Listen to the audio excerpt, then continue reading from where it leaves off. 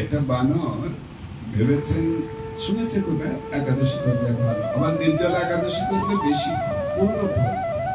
উনি ভাবছেন যে না, আমি তাহলে নির্জলাই করবো। আরেকটা বানর বলছে নির্জলা মানে জল না খেলে মরেই যাবি তো। খালি চিন্তা হচ্ছে যদি মরে যাই তাহলে না, একদম বলে খাবো, কলা পেড়ে খাবো।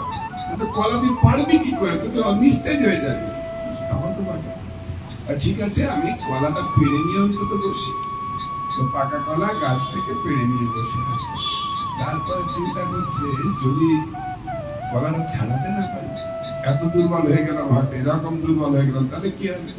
কলাটা ছাড়িয়ে নিয়ে বসে। তাই যদি গালে তুলতে না পারলাম, তাহলে কি হবে? গালে তুলে নিয়ে বসি। তারপরে চিবোতে না পারি, তখন এত দুর্বল হয়ে যাই, তো খাওয়া হবে না, মরে যাবো। তো চিবিয়ে রাখি অন্তত,